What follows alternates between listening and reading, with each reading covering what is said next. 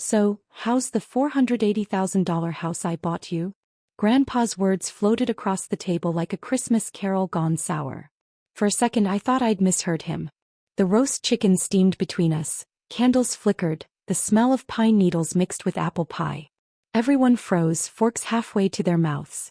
My husband, Dan, kept chewing, pretending not to hear. My father-in-law coughed, trying to cover the silence. Only my heart reacted, one deep, heavy thud that echoed in my ears. Before you start, don't blink. This isn't just another Christmas story. It's a quiet night that turns into a lifetime of revenge. I smiled because that's what women my age are taught to do. It's lovely, I whispered, though I didn't even own a house. The words tasted like dust. Across the table, Grandpa's face beamed, his eyes proud and trusting.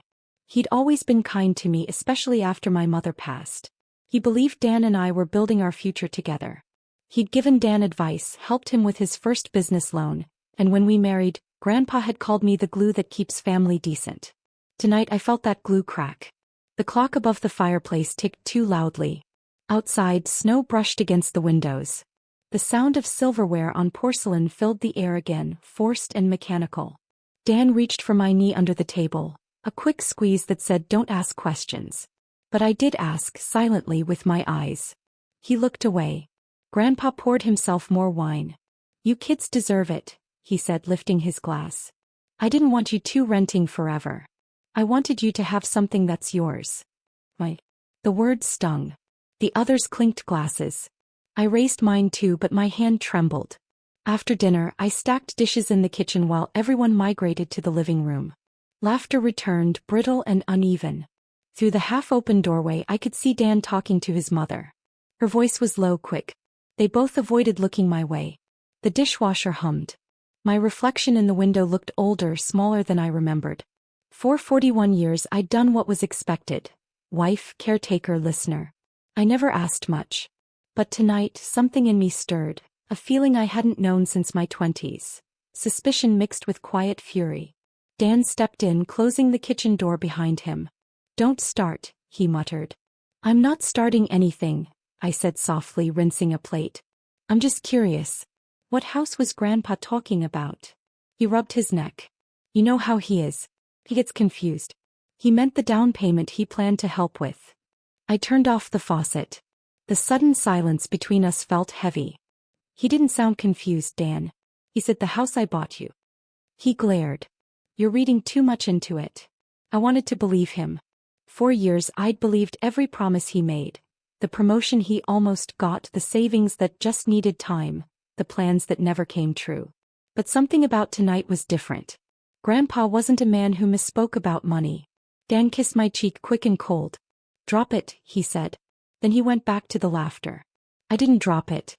When the guests left and Grandpa's car disappeared into the white night, I wandered through our small rented house. The tree blinked softly. The stockings hung untouched. A pile of unopened gifts waited on the couch, but I wasn't in the mood. Dan had gone to bed early, pretending exhaustion. I could hear him snore from the hallway. I stood there staring at his office door. It was always locked. He said it kept his business files private. But tonight I remembered something. Last week he'd forgotten his keys on the counter. I'd slipped them into the junk drawer just in case.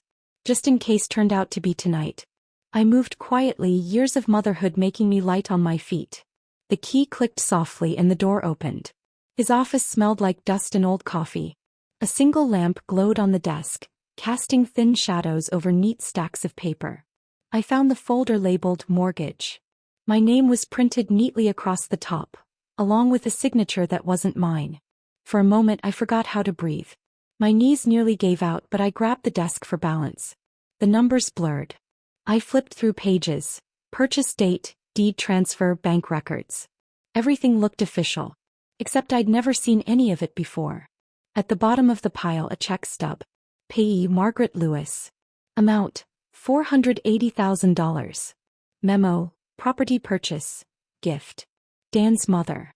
I shut the folder and sat in the dark, the lamp flickering like a dying heartbeat. The house was quiet except for the faint hum of the refrigerator. In that silence I made two decisions. I wouldn't confront him tonight. And I wouldn't cry. Instead I'd learn everything. Morning came with gray light. I made coffee like always, set his mug on the table and smiled. Sleep well. He nodded, eyes glued to his phone. Busy day, he said.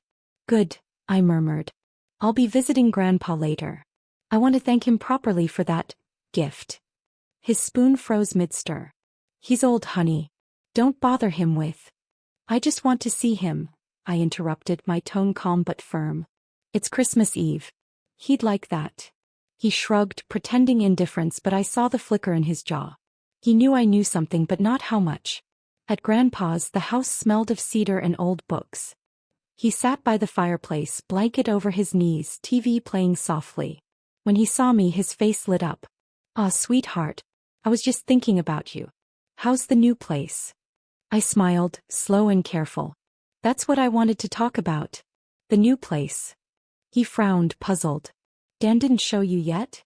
No, I said gently. Maybe you can tell me what it's like.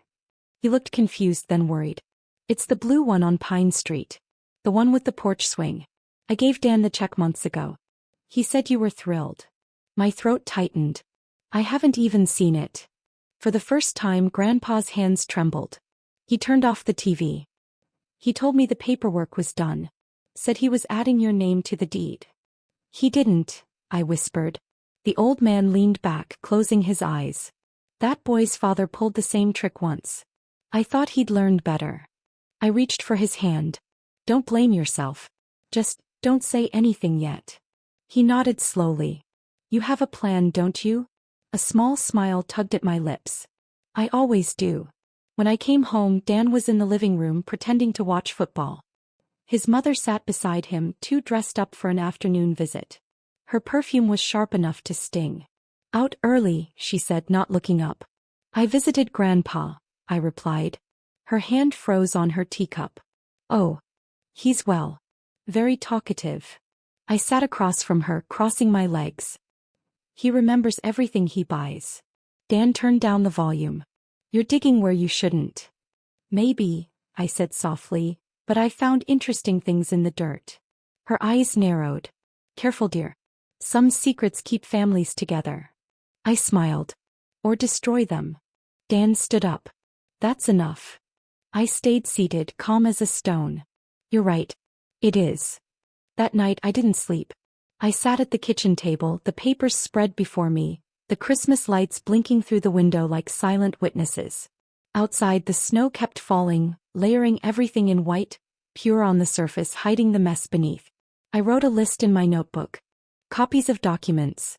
Bank statements. Grandpa's testimony. Lawyer's name, someone discreet. Every item was a piece of my quiet war. At 2 a.m. I heard Dan's footsteps. He came in wearing his robe, rubbing his eyes. Why are you still up? Couldn't sleep, I said. Too many numbers in my head. He frowned. Numbers? I slid the folder shut before he could see. Just bills. You know how it is. He chuckled, relieved. You worry too much. I smiled faintly. Not anymore. He kissed my forehead and went back to bed. The moment he was gone, I opened the folder again. The pages stared back like ghosts, whispering one truth. They think I'm weak because I stay quiet. But quiet women remember everything. By sunrise, my plan had a heartbeat. I'd let them think they'd won. I'd smile, host dinners, send thank you cards, keep the mask perfect. Meanwhile, I'd gather everything. The forged papers, the emails, the proof of every lie. They'd built this betrayal carefully, but they forgot one thing. I was in the room when it happened. I heard the question. I saw the fear in his eyes. And I would make sure they never forgot that moment again. I stood by the window watching the sun turn the snow to gold. The reflection of the Christmas lights shimmered against the glass. In it, I barely recognized myself. Not the timid wife, not the forgiving woman. Something colder stared back. Some gifts shine only until you open them. And mine had just begun to glow. Dan came downstairs in a pressed shirt, humming like a man who hadn't stolen anything. He grabbed his briefcase, kissed my cheek and said, "Don't wait up. I've got a meeting across town." I nodded. "Drive safe." He didn't notice the way my eyes followed him through the blinds until his car disappeared. The moment he was gone, the quiet changed. It wasn't peaceful, it was alive. I pulled out the folder again, spreading the papers across the table. The signatures mocked me, neat and confident, as if my own hand had betrayed me. One detail caught my eye. An address. 42 Pine Street. The blue house Grandpa mentioned. I whispered it aloud, testing the sound. It felt foreign, like a lie spoken too many times. I grabbed my coat, slipped the folder into my purse, and left before doubt could whisper its warnings. The drive to Pine Street took 12 minutes. I counted every turn like steps toward the truth. The houses there looked freshly painted, tidy lawns dusted with snow. Then I saw it, the blue porch, the swing, the trimmed hedges. Grandpa's description had been perfect. I parked across the street and watched for a moment. A woman in a red coat stepped out, waving to a delivery driver. She carried a toddler on her hip. My breath caught. Someone lived in my house. I walked over, heart pounding. "Excuse me," I said, my voice softer than I felt. "Is this 42 Pine Street?" She smiled politely. "Yes, it is. Can I help you?" "I was just wondering, how long have you lived here?" "Almost 6 months," she said. "We bought it from a lovely older lady. Margaret Lewis, I think." The name hit like a slap. Dan's mother. "Do you remember if she lived here long?" I asked, pretending curiosity. "Not really. She said it was a family property, but she wanted a smaller place near her sister." "Sweet woman." I nodded, forcing a smile. "She's my mother-in-law." "Oh. Small world." I thanked her and left before my knees gave out. By the time I reached the car, my hands were shaking so badly I dropped the keys twice. The truth was no longer hidden. It was painted blue and occupied by strangers. Back home, I sat on the couch, coat still on, snow melting at my feet. The television played softly, an old rerun of Family Feud, the kind of background noise that keeps lonely people company. I wasn't lonely. I was furious. They hadn't just stolen money, they'd built a story around me. One where I was too careless, too ungrateful, too small to notice. That afternoon, I called the county records office. The clerk, a cheerful woman named Diane, answered. "Property deeds?" "Sure thing, ma'am." "What address?" 42 Pine Street, I said. A few keyboard clicks later, she said, "It shows the previous owner was Margaret Lewis. She sold it in July. Buyer's name, Ellen Morrison." My voice wavered. "And before that? Before Margaret Lewis?" More typing. "Let's see. Transfer from Daniel Harper and spouse, March of last year." I closed my eyes. Spouse's name. Looks like, that line's blank. Of course it was. He'd removed me from the deed before selling it. "Thank you," I whispered. "Would you like a copy of the documents?" "Yes." "Mail them to this address, please." When I hung up, the silence pressed against my chest. I stared at the phone as if it could apologize. That evening, I made Dan's favorite dinner, roast chicken with thyme. The same scent as the night before. He walked in smiling, jacket dusted with snow, acting like the world was kind. "Smells amazing," he said, kissing my head. I smiled back. "You deserve it." We ate quietly, the sound of the fork scraping his plate almost rhythmic. After dessert, I said, "I went for a drive today." He didn't look up. "Yeah. Pine Street." His fork froze. "Why?" "I wanted to see the house Grandpa bought." He finally met my eyes. "You shouldn't have done that." "Why not?" He set his fork down slowly. "Because you'll confuse people. Grandpa doesn't remember details anymore. That house wasn't meant for you." I tilted my head.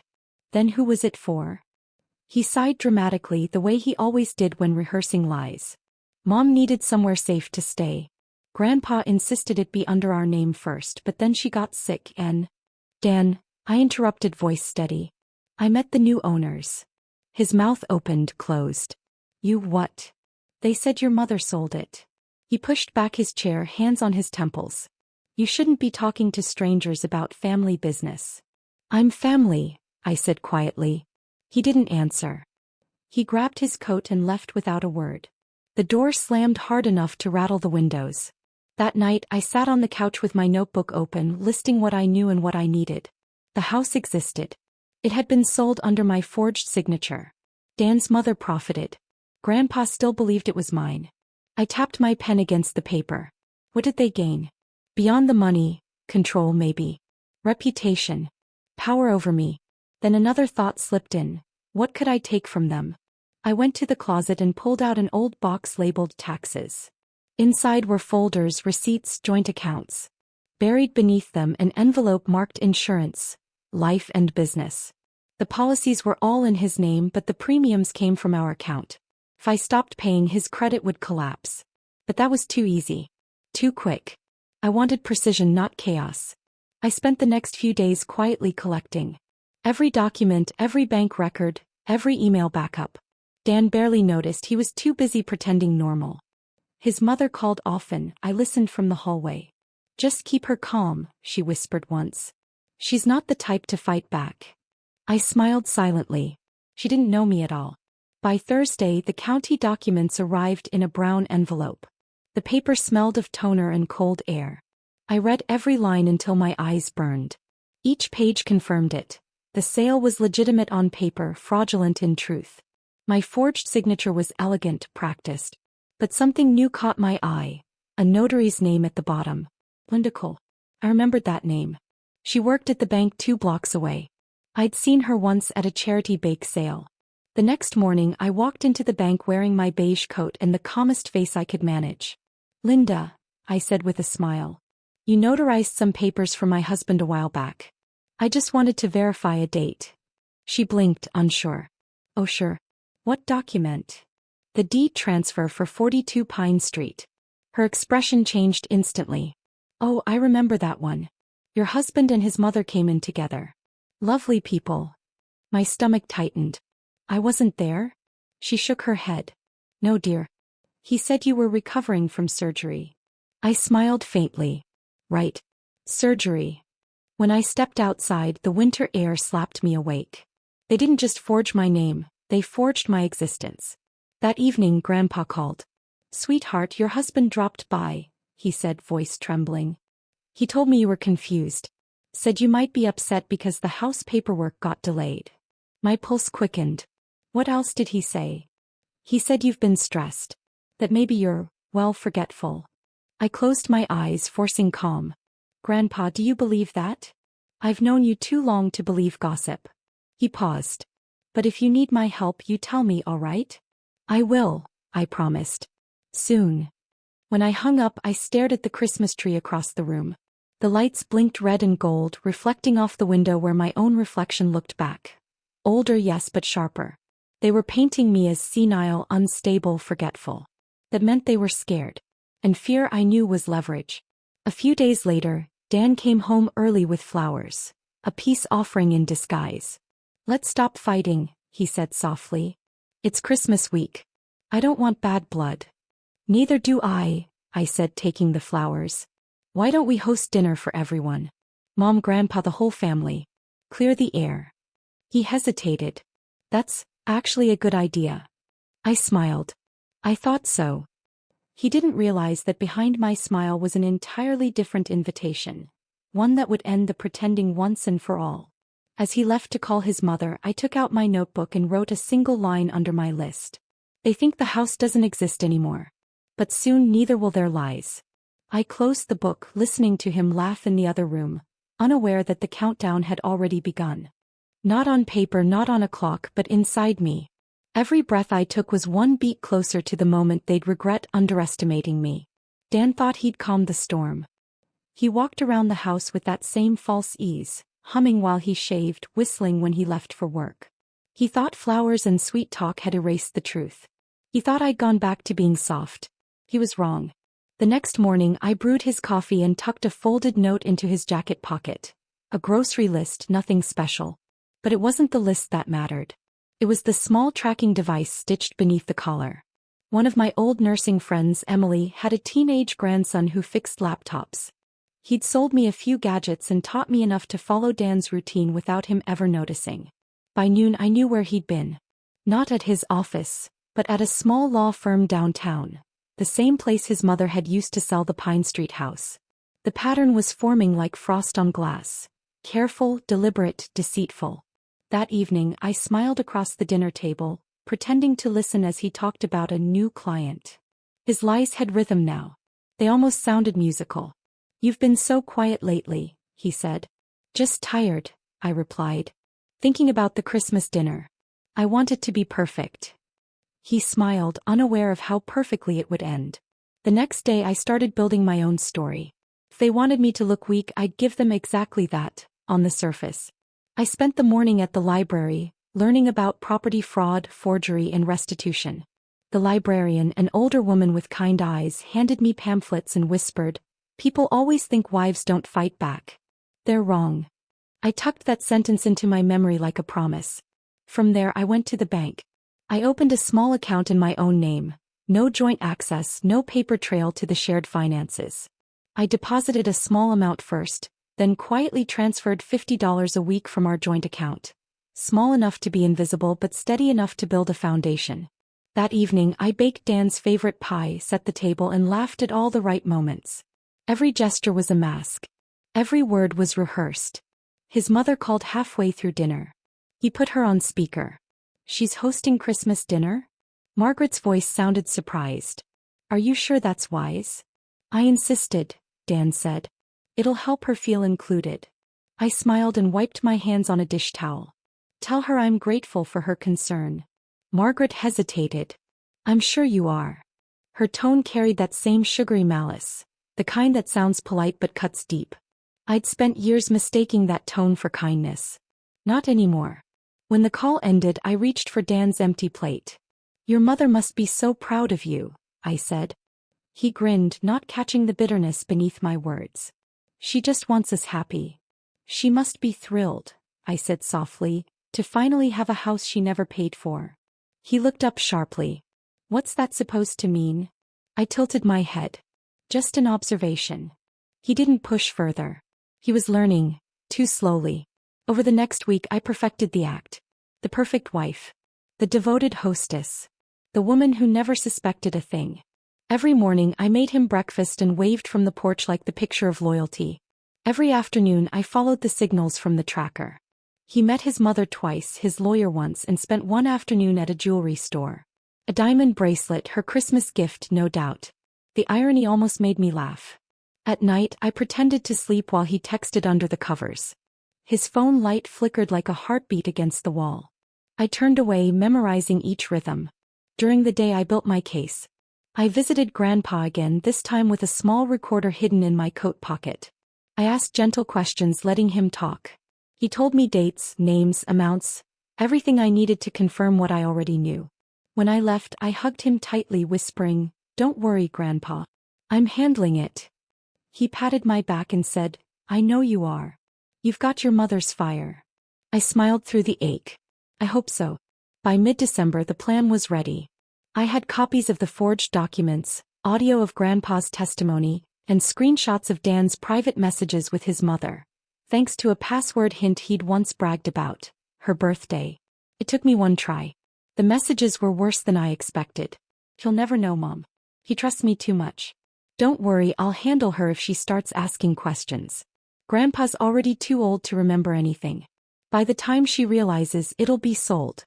I read each line twice, my hands trembling but steady enough to take photos. Then I found one more. The newest message. "We might have to make her look unstable. Doctor said stress can cause memory issues. We'll use that if she starts talking." That one made my skin crawl. I closed the laptop, walked to the kitchen, and washed my hands under cold water. The sound of it drowned out the noise in my head. They weren't just liars. They were architects of cruelty. And they thought I was their pawn. That night, Dan came home late, smelling of cologne and expensive wine. He walked straight to the bedroom, loosened his tie, and smiled at me like nothing had ever happened. "You've been working too hard," he said, brushing my hair back. "After Christmas, let's take a trip. Somewhere warm." I laughed softly. "That sounds lovely." He kissed my forehead. "See? Things are fine." I smiled up at him, and for the first time I didn't feel afraid of his lies. I felt powerful because I knew every truth he'd buried. When he fell asleep, I slipped his phone from the nightstand and pressed record. I whispered, "Merry Christmas, Dan," and laid the phone back down. By morning, it had captured every restless mumble, including his drunken whisper to himself, "She'll never find out." I already had. The week before Christmas, I mailed anonymous envelopes to 3 places: Grandpa's attorney, the county clerk, and a real estate fraud investigator whose name I'd found in an old news article. Each contained copies of the forged papers. No return address. Just one handwritten word: justice. Then I bought a red dress for Christmas dinner. Not because I wanted to look pretty, but because I wanted to look unforgettable. On Christmas Eve morning, I baked pies and polished silverware while Dan wrapped gifts. He was cheerful again, confident the story he'd spun would hold. His mother arrived early, perfume and pearls, carrying her usual smug smile. "Lovely home," she said. "It's a shame about the Pine Street mess. So many misunderstandings." "Indeed," I replied. "Misunderstandings have a way of clearing themselves up." She didn't catch it, but she would. By late afternoon, Grandpa arrived with his cane and a basket of gifts. When I hugged him, he whispered, "You look ready." "I am," I said. Dinner began like any other family gathering. Candles glowed, laughter filled the air, and I served the meal like the dutiful wife everyone thought I was. Dan's hand brushed mine occasionally, his eyes full of false affection. Halfway through dessert, I stood up. "I'd like to make a toast," I said, raising my glass. The chatter quieted. All eyes turned to me. "This year," I began, "I've learned that family means more than blood. It means truth, honesty, and respect." Margaret smiled tightly. "Beautiful words, dear." I nodded. "Thank you. And tonight I want to honor the people who taught me what honesty really looks like." Dan shifted in his seat. "Honey, maybe save the speech for later." I smiled. "Oh, this is later." The room tensed. I reached behind me, pressing the small remote in my pocket. The TV flickered on. A series of scanned documents appeared. Deeds, transfers, messages. Gasps echoed. Grandpa's mouth fell open. "Dan, is this true?" Dan stammered. "I can explain." "You already did," I interrupted softly. "You just didn't know I was listening." I turned off the screen, leaving silence in its wake. "Merry Christmas," I said, setting my glass down. Then I walked away before anyone could stop me. Outside, the snow had started again, thick, steady flakes that muffled the world. I stood on the porch, the cold air stinging my cheeks. Behind me, the sound of voices rose. Confusion, anger, disbelief. For the first time in months, I felt light. The perfect wife they'd created was gone. The woman standing in her place had patience, proof, and a plan still unfolding. As I looked out into the white night, I whispered to myself, they wanted a quiet woman. A small smile curved my lips. They got one. Just not the kind they expected. Behind the frosted window, chaos had bloomed. Voices rose, chairs scraped, and somewhere a glass shattered. I didn't turn back. I wanted the noise to carry. Every argument, every excuse, every lie cracking open like old paint. For months I'd been invisible in that house. Tonight they were forced to look at me. The front door opened behind me. The warmth spilled out, followed by Dan's trembling voice. "What the hell was that?" I turned slowly. His face was pale, his collar crooked. He looked smaller now, his certainty stripped away. "You lied," I said calmly. "To Grandpa. To me. To everyone." He stepped forward, hands raised. "You're overreacting." "Overreacting." My voice didn't rise. Didn't need to. "You forged my name. You sold what wasn't yours. You made me a ghost in my own life." He rubbed his temples, glancing back into the living room where his mother stood frozen, one hand over her chest. Grandpa sat on the couch, silent, staring at the TV like it could undo what he'd seen. "Let's talk privately," Dan hissed. "Please." I nodded once and walked inside. The living room smelled like burnt candles and fear. Margaret clutched her pearls as if they could protect her. "This is madness," she said. "You've humiliated this family." "Funny," I said, taking off my coat. "That's exactly what you and your son did to me."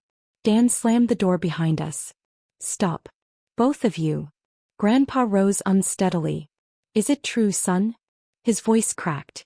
"Did you use her name?" Dan swallowed hard. "It was a misunderstanding."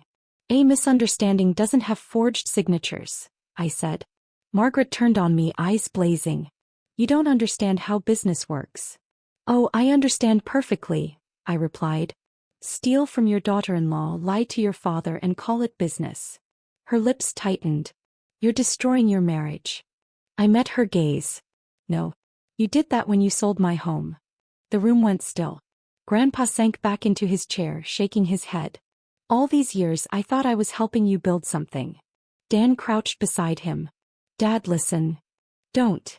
The old man's voice was quiet but sharp. I've listened enough. He looked at me then, eyes tired but clear. You're stronger than I realized. For a second the weight of his words almost broke me. But I didn't cry. Not tonight. Dan followed me into the kitchen. His jaw was tight, his tone low. Do you have any idea what you've done? Yes, I said. I've told the truth. He slammed his hand against the counter. You made us look like criminals. I tilted my head. You are criminals. He stepped closer. You think this will end well for you? I looked up at him, calm as ever. It already has. For a long moment neither of us spoke. The clock on the wall ticked, counting every breath. Finally he backed away, muttering, You'll regret this. I smiled faintly. I already regretted everything before tonight. After he stormed out, I poured myself a glass of water and stared at my reflection in the kitchen window. The woman looking back didn't seem fragile anymore. There was steadiness in her eyes, not anger, not joy, just a deep, settled knowing. Grandpa shuffled in a few minutes later. You sure you want to go through with this? He asked softly. I'm not going through anything, I said. I'm done pretending it didn't happen. He nodded slowly. I'll call my lawyer in the morning. Don't, I said quickly. I've already contacted people. It's handled. He studied me for a moment, then smiled. Proud, sad. Your mother would have done the same. I reached over and squeezed his hand. She taught me to finish what I start. Margaret left first, clutching her purse like a lifeline. She didn't look at me, didn't say goodbye. The silence between us was enough. Dan followed a few minutes later, face red with anger. He didn't slam the door this time. He just said, You'll be hearing from my attorney. I'm counting on it, I replied. When the house was finally quiet, I turned off the lights and stood in the doorway, watching the taillights fade into the snow. The night air was sharp against my skin, but it felt clean, like something old had finally burned away. The next morning I woke to an inbox full of replies. The investigator had received the documents. The county clerk had flagged the forged deed. And Grandpa's attorney, the one I'd anonymously mailed, wanted to clarify a few discrepancies. Everything was moving. Quietly, precisely. I made coffee and opened the curtains. The world outside was bright and white, too pure for what had just happened. Around noon, Dan came home. His suit was wrinkled, his eyes bloodshot. We need to talk, he said. I stayed seated at the table sipping my coffee. Go ahead. You've blown this out of proportion, he said, pacing. Mom's health isn't good. You're stressing her out. That's not my concern anymore. He stopped. What's that supposed to mean? It means I'm done fixing your messes. He laughed bitterly. You think anyone will believe you? You're just... Stop, I said. My voice was low but solid. Don't finish that sentence. You've lied enough for a lifetime. He stared at me, searching for weakness, but I didn't flinch. Finally he grabbed his keys and left again, slamming the door so hard a picture frame fell off the wall. I didn't pick it up. That night Grandpa called. They came to see me, he said. Your husband and his mother. I felt my stomach tighten. What did they want? They tried to convince me you'd forged the documents yourself.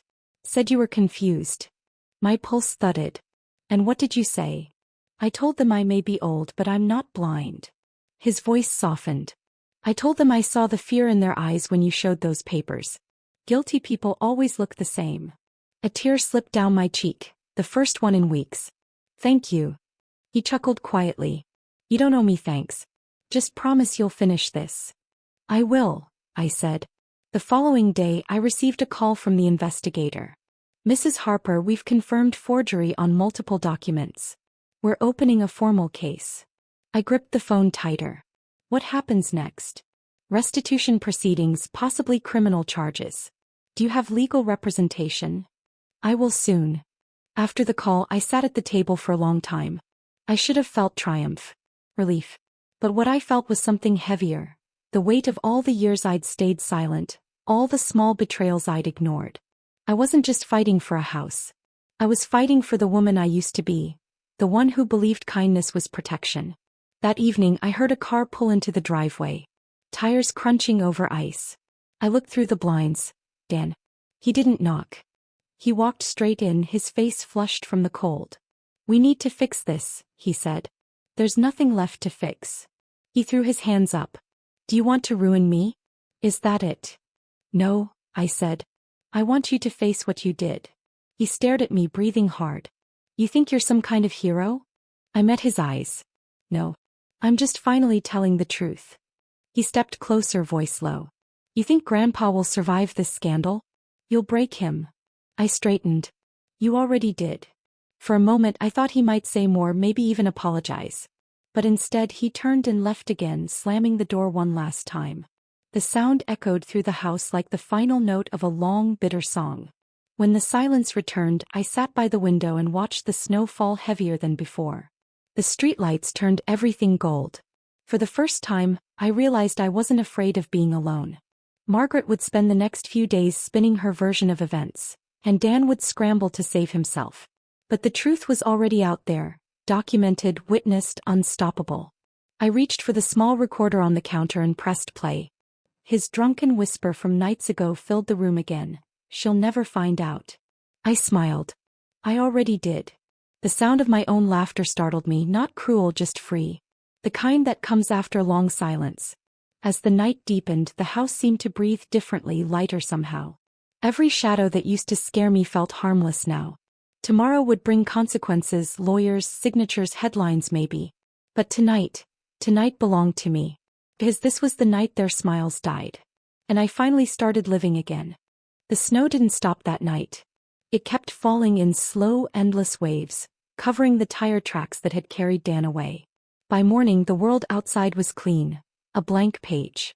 Inside, the house still smelled of yesterday's fire and burnt wax. I sat at the kitchen table, a cup of coffee cooling in my hands, watching light creep across the floor. For the first time in years I didn't flinch at the silence. It felt earned. The phone rang around 8. Unknown number. I let it ring twice before answering. "Mrs. Harper?" a calm male voice asked.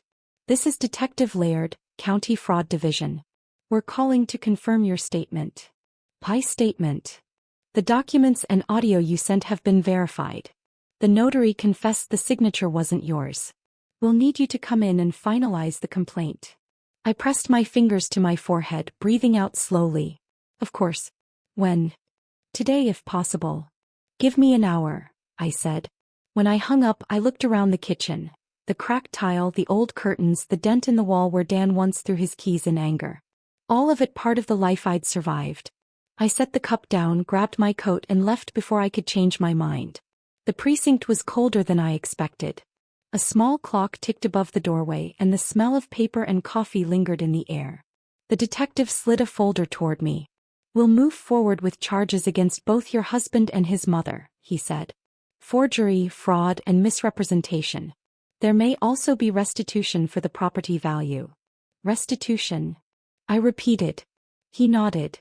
"The house at Pine Street was purchased under false pretenses. If it's still owned by the buyers, the funds will be recovered and transferred to you. You were the intended recipient." A tremor ran through me. "So it's legally mine?" "It will be soon." For a long moment I just stared at the papers, my name printed clearly where it should have been all along. He watched me quietly. "You did everything right, Mrs. Harper. Most people don't have the courage to come forward." I smiled faintly. "Most people learn to stay quiet." "Well," he said, closing the folder, "you broke that rule at the right time." By the time I left the station, the snow had thinned to soft flurries. The world felt lighter. I drove aimlessly at first, past the grocery store, the post office, the park where Dan once promised we'd grow old together.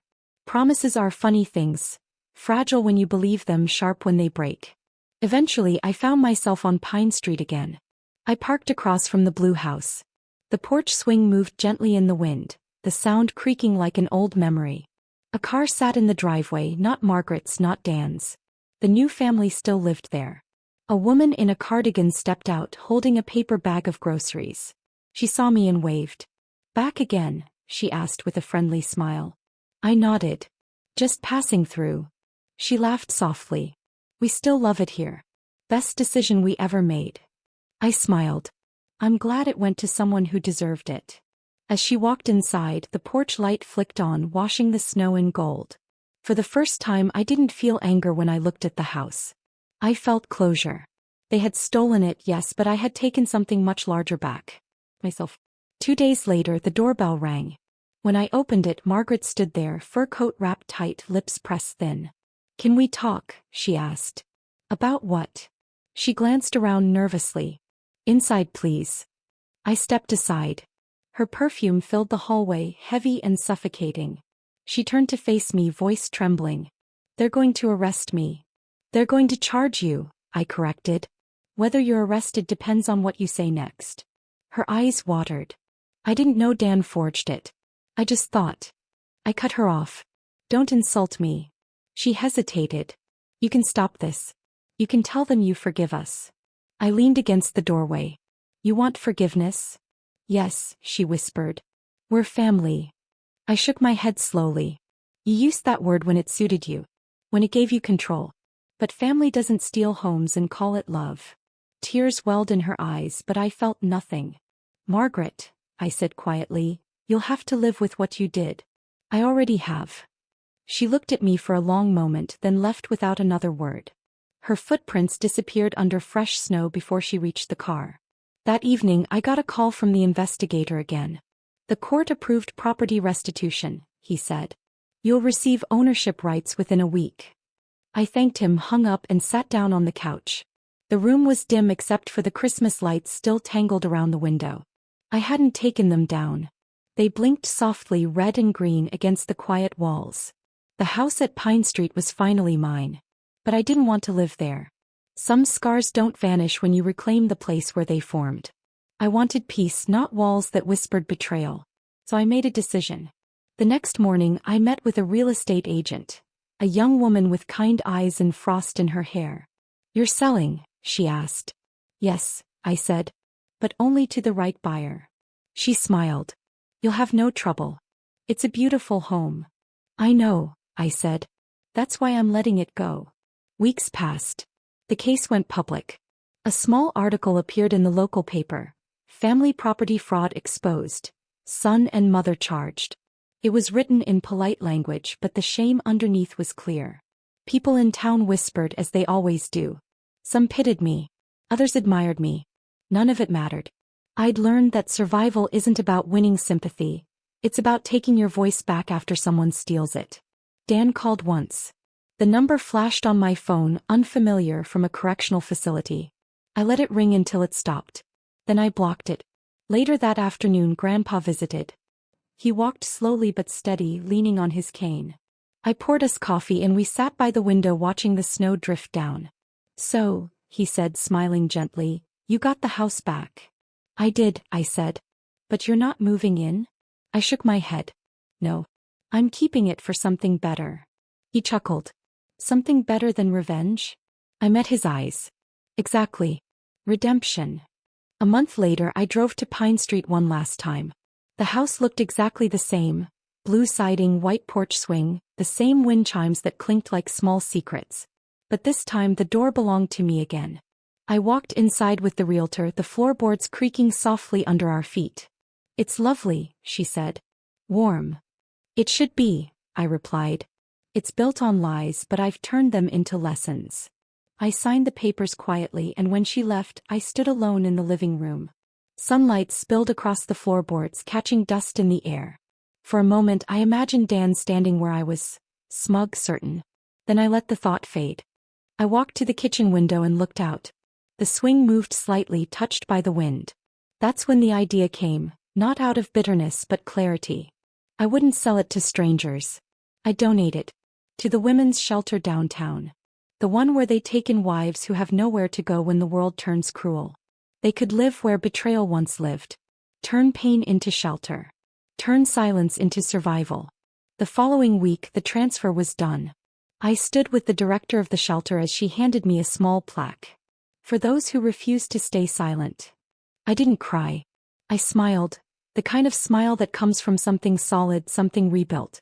That night back home, I brewed tea and sat by the window. Grandpa's old voice message played on my phone. "Your mother would have done the same." Maybe she would have. Or maybe she'd have done it sooner. The house was gone now, but what it represented, power, proof, revenge, all of it was still mine. I thought about Margaret, about Dan, about the way their laughter used to fill rooms and how quiet their world must be now. Justice doesn't always roar. Sometimes it hums softly like a winter wind through old chimes. Outside, snow began to fall again. Slow, steady, forgiving. I closed my eyes and let the warmth of the tea spread through my hands. I didn't just take back a house. I took back every piece of myself they thought I'd forgotten. And this time I wasn't giving any of it away. If this story touched your heart or made you gasp, subscribe now. More women's stories of betrayal, strength, and silent revenge are waiting for you.